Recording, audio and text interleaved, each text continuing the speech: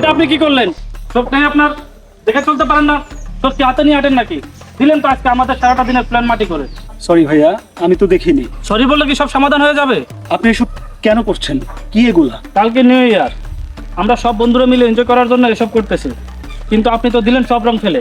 এই দিনে আনন্দ করা, উৎসব করা আপনার ধর্মে অনুমতি দেয় কি? সমস্যা কোথায়? অনুমতি না দিলেও নিষিদ্ধ আর করেনি। আপনি কখনো জানার চেষ্টা করেননি? আল্লাহর রাসূল বলেছেন, যদি কেউ কোনো জাতির অনুসরণ করে তবে সেই ওই জাতির অন্তর্ভুক্ত বলে গণ্য হবে।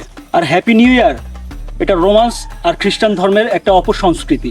আপনারা খ্রিস্টানদের অনুসরণ করছেন। এই অশ্লীল সংস্কৃতিটি ব্যাপক প্রচারের মাধ্যমে পুরো দুনিয়ায় ছড়িয়ে দেওয়া হচ্ছে। আজ থেকে 600-700 বছর আগেও এই দিনটির কোনো নাম নিশানা পর্যন্ত ছিল না। আমরা এই দিনটি পালন করলে তাদের লাভটা কি?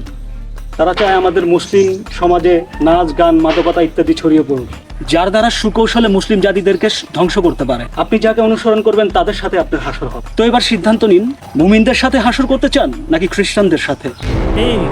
কিন্তু মনে রাখি, এই 500 টাকা মানি কালকের দিনে আমার অর্ধেক পেশা বন্ধ। আল্লাহর রাসূল বলেছেন, যদি কেউ কোনো জাতির অনুসরণ করে তবে সেই ওই জাতির অন্তর্ভুক্ত বলে গণ্য হবে। আপনি যাকে অনুসরণ করবেন তাদের সাথে আপনার হাসর হবে।